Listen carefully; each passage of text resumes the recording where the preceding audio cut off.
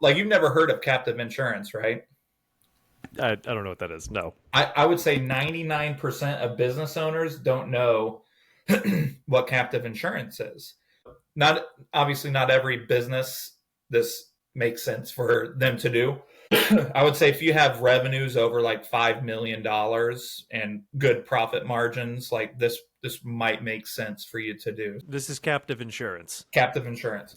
So, in a nutshell, captive insurance is a business strategy that allows owners to create their own private insurance company to manage risks and protect their profits.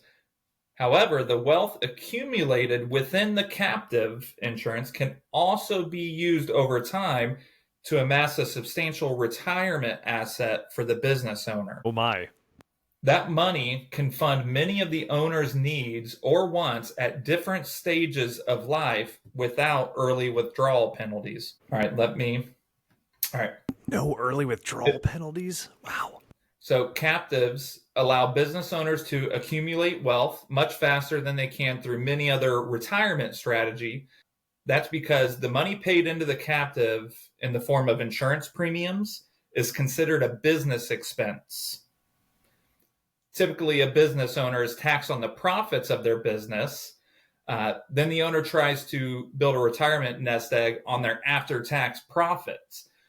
With the captive, 100% of the money the owner contributes is accumulating towards retirement, and that money is investable. So that money that you put into the captive, you can invest it and have it grow. That is ridiculous. So that is a ridiculous thing to not know. Wow. So here's some advantages. I'll just go over it real quick. Kind of what I already said is you can accelerate wealth accumulation for retirement, long-term care. So many people don't realize that money can be pulled out of the captive to fund long-term care and insurance for long-term care. So that's one thing. Education, you can use it for that as well. There's a lot of estate transfer to future generations. This can be used. This is almost like a deferred compensation plan, like a non-qualified, obviously, deferred comp. The money grows tax-free, and then whenever you want to sell, if you sell gains, it's long-term capital gains, and it's not taxed as ordinary income. How does this relate or compare to a 529? So a captive is essentially a stockpile of money that owners can tap for a child's or grandchild's education expenses or to pay off children's student loans. Even better, they can access the funds anytime they're needed for education expenses. Unlike many qualified retirement accounts, there's no minimum age to draw, and there's no penalty. Why would I do a 529 when I have this magic thing? Is it if I'm not a business 529s owner? are a lot cheaper to administer. Now, obviously, like I said, this is very high level. There's a lot that goes into it with lawyers and CPAs to make sure that you are using the captive insurance as insurance. But if it grows to a certain point, beyond your insurance needs, you can tap into that. Gotcha. Yep. A lot of times businesses would use captive insurance because commercial insurance out in the marketplace, it can be a little expensive.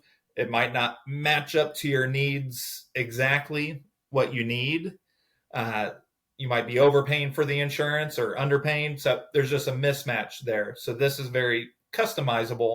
This is what I need for my insurance needs, and it can grow. They did a study that I think 40% of premiums that go to insurance companies, 40% of your premiums go towards like expenses just to maintain the business that it's in. Overhead. Okay. Yeah, exactly. Wow, you can really undercut the commercial alternatives then, and then the benefit goes right in your pocket for those many uses. Not more complicated than that, of course, but I can see the economics behind why it is competitive. There's a lot, like I said, a lot more nuance